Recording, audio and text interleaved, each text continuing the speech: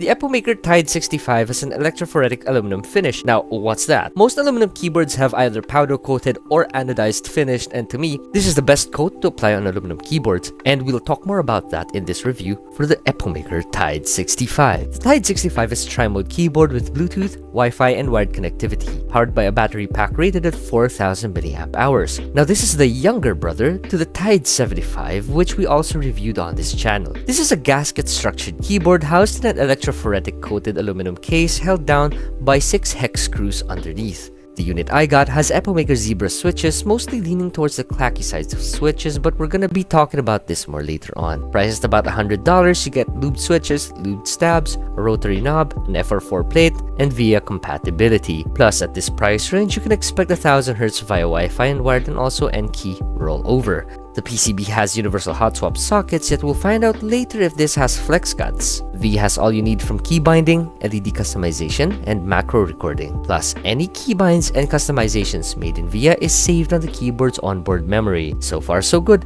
let's go over its build. Now, out of its box, you'd get its manual, keycap switch puller, the cable, an Allen wrench, and a PET dust cover. Weighing at 1.3 kilograms and having a fully dampened case, the only other mods to do here in my case would be a Tempest tape mod and the removal of the PCB foam. Now, you may add in force break mod if you believe in that, which in my case, I don't believe that the force break mod is actually something that's necessary. The knob is made of anodized aluminum and is 17 mils in diameter. The knob port is the standard 6 mils. The power switch and the USB-C in are on the upper left side of the keyboard by the escape key, and the dongle slot is at the upper right. Under the keyboard, you will find rubber pads and no kick-up feet. Then here, you will also find the mirror backplate, which I believe adds weight to the keyboard, but we will confirm that in the teardown segment of this video. Screws here are most likely stainless steel as they feel strong and doesn't scratch no matter how tight they are. Alright, got questions? Let's move on. Like many other Epomaker keyboards, you get branding always underneath.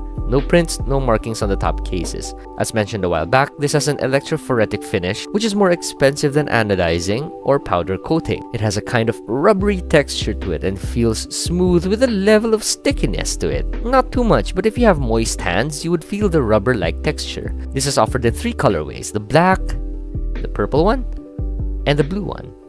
I think it's worth mentioning that the black and purple has an anodized finish. And as for lighting, this has multiple RGB patterns and effects toggleable with FN and backslash. With FN and enter, you can check your battery levels though. I like how this was paired with side-printed shine-through keycaps given its south-facing LEDs. Now talking about keycaps, this has a cherry profile double-shot side-printed PBT keycaps. Stabilizers are pre-lubed and are perfectly fitted on the plate. Moreover, upon checking the PCB, this does not support screw-in stabilizers. Onto the Zebras, this is leaning more towards the clacky sides of switches, yet depending on case fittings, keyboard housing, plate material, this could sound thocky or marbly. This has a 40-gram actuation force and a 45-gram bottom-out force, so they're pretty light to me. Stem is made of palm, bottom housing is nylon, and the upper case is PC. And if it matters to some of you, this is a 5-pin switch. So before removing the screws, take the knob off first.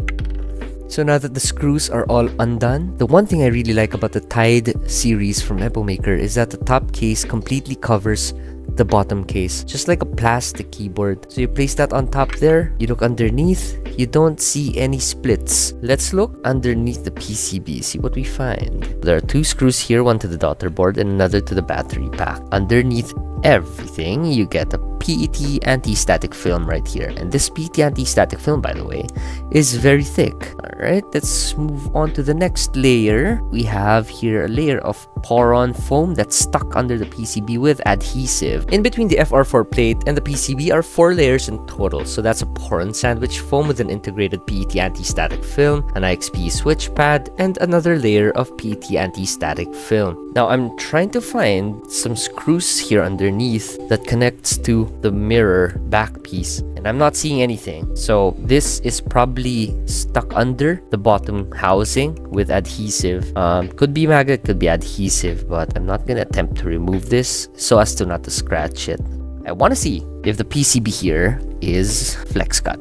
So yep, this is a flex cut PCB. So perfect. I am not seeing screw-in stabilizer or clip-in stabilizer ports. So that's one of the improvements here, though Hippotech swears plate-mounted stabilizers are more superior than screw-in stabilizers. I also think the same because it's very easy to change them. I might have forgotten to mention some things in this review, so if you have any questions, be sure to comment them down below. I do my utmost best to answer every comment we get. Oh, and by the way, if you're wondering, gaskets here are made of silicone. See, I answered one of your questions before you asked.